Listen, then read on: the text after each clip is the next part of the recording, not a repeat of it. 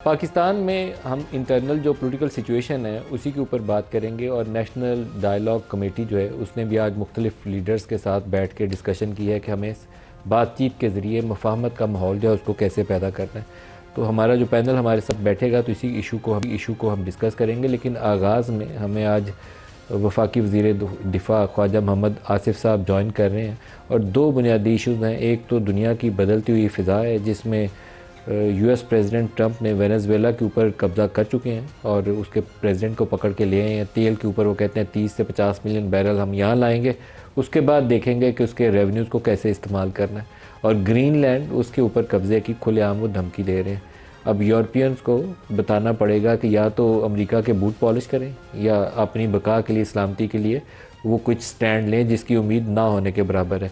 तो ग्रीनलैंड के ऊपर अगर अमेरिका कब्ज़ा कर लेता है तो वो जो नेटो वाला पूरा मॉडल है, उनका सिक्योरिटी का स्ट्रक्चर है, वो भी धड़ाम से नीचे आ गिरेगा। सर, सबसे पहला तो सवाल आज, क्योंकि ये मुफाहमत की और बातचीत के हवाले से नेशनल डायलॉग कमेटी भी बैठी हुई है, पाकिस्तान तहरीक इंसाफ से मुज़ाकरात होने चाहिए या नहीं होने चाहिए? जी बिल्कुल, मैं वाज़ेह तौर पे कहूँगा कि मुज़ाकरात ज़रूर होने चाहिए। लेकिन एक चीज़ मुझे आज मीडिया में मैंने वो मुज़ाकरात में जो है वो महमूद खां अशरफी साहब को और अल्लामा नासिर साहब को जो है ना, उनके ज़रिए करना चाहते हैं। वो खुद जो है वो आगे नहीं आना चाहते।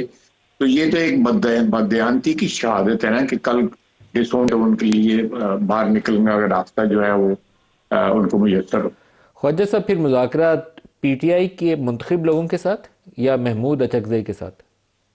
नहीं जी, देखो अचकज़ई साहब जो है वो उनके साथ या नासिर साहब के साथ जो है वो मुज़ाकरात जो है उस तरह तो रेलेवेंट नहीं होंगे ना पीटीआई के वजूद के साथ। जो है वो उससे बदयांती की मैं फिर कहूँगा कि एक शहादत है कि वो कल डिसोन करना चाहे मुज़ाकरात को। अगर फर्ज करें ये दो मुअज़्ज़ज़ साहिबान जो हैं ये किसी बात पे एग्री करते थे तो कल कहेंगे जी कि हम तो वहाँ पे मौजूद नहीं थे, तो हमने तो नहीं एग्री किया था, हमारा तो इनके साथ कोई ताल्लुक नहीं है।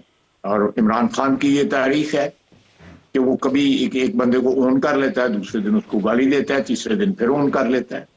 तो अब इस बैकड्रॉप में जो तारीखी एक बैकड्रॉप है, पस मंजर जो है, उसमें आप किस तरह इस तरह की टीम को एक्सेप्ट कर सकते हैं? मैं अपना जाती ओपिनियन दे रहा हूँ, गवर्नमेंट क्या फैसला करती है वो तो हुकूमत करेगी। मेरा जाती ओपिनियन ये है कि जो भी डेलीगेशन मुज़ाकरात करे, मैं मुज़ाकरात के हक में हूँ। उसमें पीटीआई के लोग शामिल होने चाहिए, बल्कि जितनी भी पार्टीज हैं इस इत्तेहाद के अंदर उनकी ताकि उसकी ओनरशिप हो। इस तरह ओनरशिप एस्टेब्लिश नहीं होती। ख्वाजा साहब, लेकिन आप पीएमएलएन की सियासत से ही देख लें, 88 से 90 वाली जो नवाज़ शरीफ साहब की हुकूमत जब गिरी तो उसके बाद शहबाज शरीफ के लिए कबूलियत थी, नवाज़ शरीफ के लिए नहीं थी। 12 अक्टूबर 99 को जनरल मुशर्रफ ने टेक ओवर किया तो उस वक्त भी शहबाज शरीफ के लिए दरवाज़ा खुला था, नवाज़ शरीफ के लिए बंद हुआ था। अल्टीमेटली नवाज़ शरीफ ने ही प्रवेल किया और यही सूरत हाल पीटीआई में है। पीटीआई में आपको इमरान से बात करनी पड़ेगी। लेकिन ये बिल्कुल उन्हीं से तय करेंगे जो लोग हैं। हमारा कोई इस किस्म का एजेंडा नहीं है जिसकी तरफ आप इशारा कर रहे हैं कि कोऑर्डिनेट लीडरशिप जो है पीटीआई में पैदा की जाए और उससे बातचीत की है। बिल्कुल आपने सही कहा कि माजी में इस किस्म के अटेम्प्ट्स हुए और नाकाम हुए, क्योंकि उनका कोई असर नहीं होना था। उनकी उनमें वो कुव्वत या उनमें लेजिटिमेसी नहीं होनी थी।